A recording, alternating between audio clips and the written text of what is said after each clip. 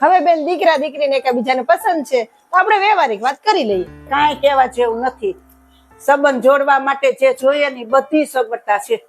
જો બેન, ગામડે 20 વીઘા જમીન છે, અહીંયા સુરતમાં મોટો ફ્લેટ છે અને છોકરો વ્યવસ્થિત ધંધો કરે છે.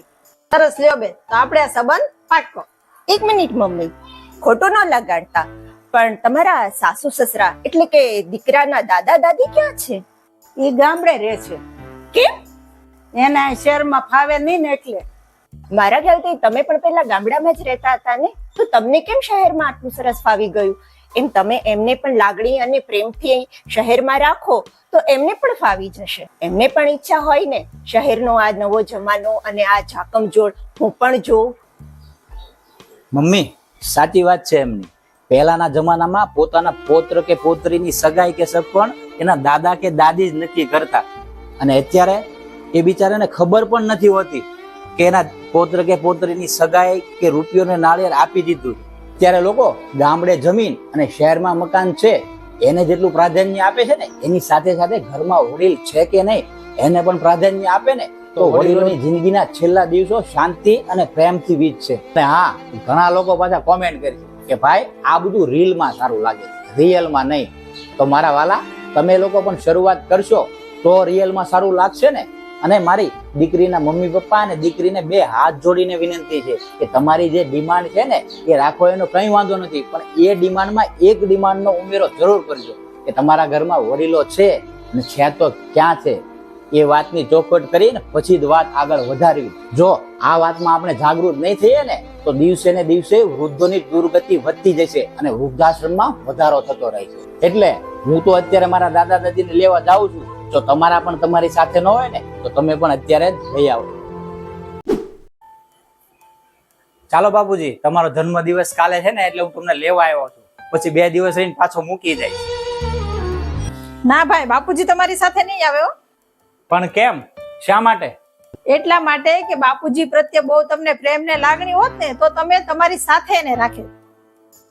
તમારો તો દેખાડા પૂરતો જ પ્રેમ છે ને. તમે બાપુજીને 2 દિવસ લઈ જશો, જન્મદિવસ ઉજવીને એનો સોશિયલ મીડિયા પર ફોટા મૂકી દેશો અને સમાજને દેખાડો કરશો કે અમે બહુ રાખીએ છીએ મા બાપને. પણ મોટા ભાઈ, ગામ કઈ ગાંડું નથી, બધા સમજે જ છે કે તમને મા બાપ પ્રત્યે કેટલી લાગણી છે. આ કઈ શો પીસ કે ડાગલા ડાગલી નથી. જ્યારે મન ફાવે ત્યારે ફોટા પડાવી લો, ફોટામાં ફિટ થાય ને પેલા એની કદર કરી લો.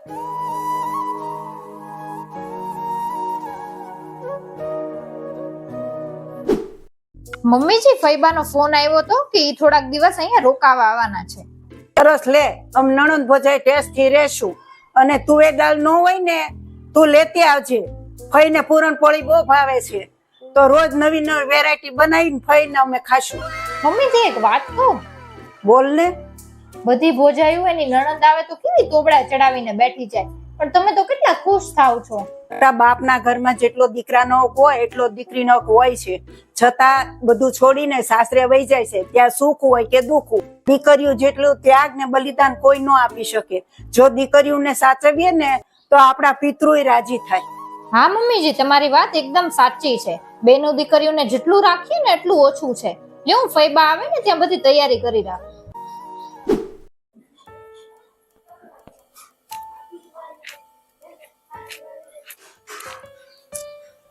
બટા, હવે તારી બાયડી થી હું ગળે આવી ગઈ છું. હા, હવે ટીવી લૂસે તોય ધૂળ હુંડલો, ભાષણ ઉઠકે ને તોય એવા ને એવા, કપડા ધોવે તોય કઈ મેલા કાન જેવા, કાંઈ એકે વાતમાં હખાલો નહીં. એની માં કઈ શીખવાડ્યું જ નથી. હવે તું કઈ કેને કેમ તો સારું. હવે એને જે હું ગળે આવી ગયો છું મમ્મી, હવે મારે એને હું કેવું ને એ મને નથી સમજાતું. હવે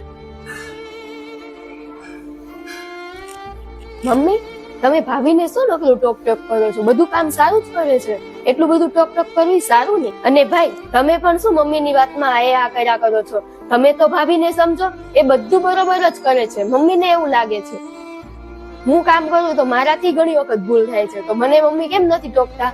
કારણ કે હું આ ઘરની દીકરી છું અને ભાભી આ ઘરના વહુ છે. એટલે મમ્મી, ભાઈ, હું પણ કોકના ઘરની વહુ જ છું. ઈ લોકો મારી સાથે આવો વ્યવહાર કરશે તો તમને ગમશે?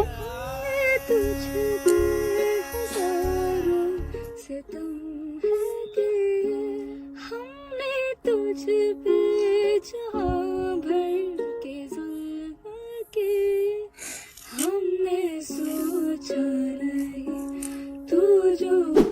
કેમ થયું કાકા? પાછો તમારો કઈ ફોન નો આવ્યો?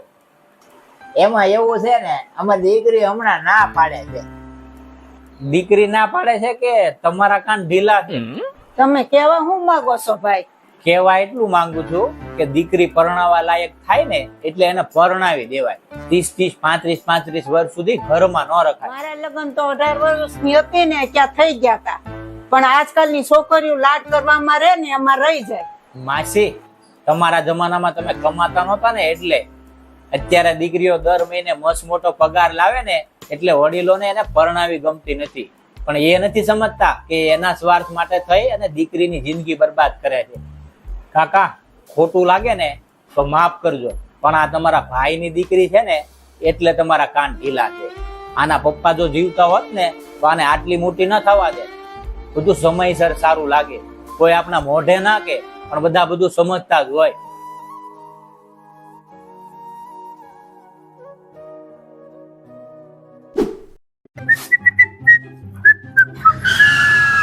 શું કરો છો મોટા? કા ફ્રી છો? કામ હું છે કે ને ભાઈ? ઘડી કાલ ને મારી યારે ક્યાં? એક જ્યોતિષ પાસે જવું છે યાર, હું કામ? રાશિફળ દેખાડવા. હમણાંથી કઠણાઈ બહુ વધી ગઈ છે. ગાડી મૂકી દે આવીએ. ગાડીને ઘોડી ચડાવીને ભાઈ અહીંયા મોટા રાશિની ને માસીની કોઈ દી તપાસ ન હોય. આ કન્યા રાશિ વાળા છે કે ને ઈ 45 વર્ષ સુધી કન્યાઓની શોધમાં ફિટકા કરે અને હોળીમાં થોડા વાળ આવે. સમજાણું? એ સાચું. અને આ ધન રાશિ વાળાને કોઈ 1 રૂપિયો ઉછીનો દેતું નથી કે લોન માં કોઈ ગેરંટેડ થતું નથી. અને રહી વાત સિંહ રાશિ વાળાની, તો સિંહ રાશિ વાળા ઘરમાં કરે ને એટલે બાયડી પાસે મીંદડી થઈ જાય અને શેરીમાં નીકળે ને તો ખહુરિયા કૂતરાય વાહે તોડે. સમજાણું તને? એટલે રાશિની ને માસીની કોઈ દી તપાસ ન હોય.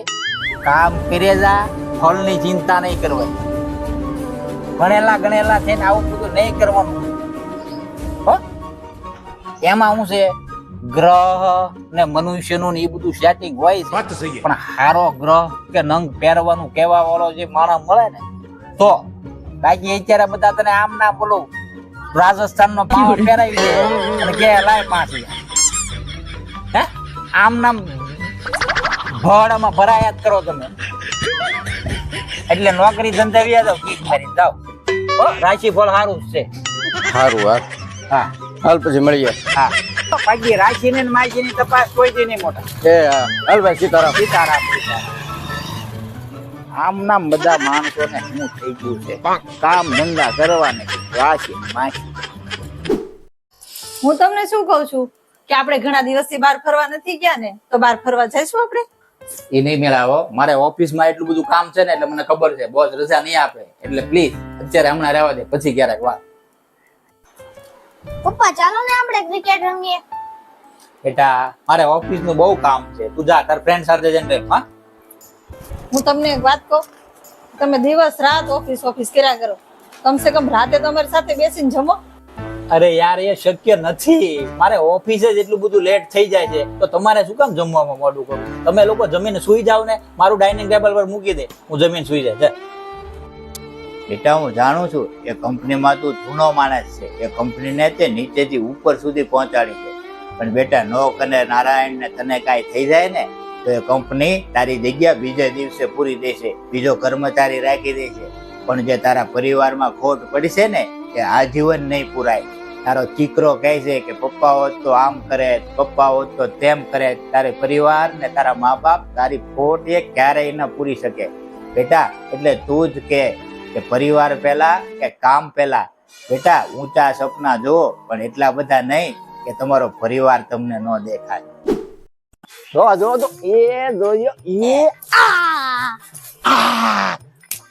આકાશ આખું સાફ કરી નાખું. બાકાજી કે બોલાવી દો, એક પતંગ નો ઉડાવો દો. અચ્છા, જો ધ્યાન રાખીને પતંગ સગાવજે હોપારા. અમને વાગ્યું તો સકલામાંથી બાજ બનતા જરાય વાર નહીં લાગે. સકલું બોલે હો કલેજા. તો મારા વાલાઓ, તમે લોકો પણ પતંગ ઉડાડો એનો કોઈ વાંધો નથી, પણ ખાસ કરી અને સવારે વહેલા અને સાંજે સંધ્યા ટાઈમ પહેલા પતંગ ઉડાડવાનું તમે ટાળો. કારણ કે એ સમયે આકાશમાં પક્ષીઓ ખૂબ જ ઉડતા હોય છે. એટલે તમારી મજા એના માટે સજા ન બની જાય એનું ખાસ ધ્યાન રાખો. કારણ કે ઉત્તરાયણ ખાલી પતંગનો જ નહીં પણ દાન અને પુણ્યનો પણ તહેવાર છે. એટલે તમારાથી કઈ પુણ્ય ન થાય તો કઈ વાંધો નહીં, પણ તમારાથી કોઈ અબોલ જીવનો જીવ ના લેવા જાય એનું ખાસ ધ્યાન રાખો. અને હા, ઉત્તરાયણ પછી પણ જો તમને રસ્તા ઉપર દોરીના ખૂંચલા જોવા મળે ને તો પણ એને યોગ્ય જગ્યાએ એનો નિકાલ કરો, ડસ્ટબિનમાં નાખો. કારણ કે રોડ ઉપર રખડતા મૂંગા પશુઓના પગમાં આવી અને એને ઈજાનો પહોંચાડે.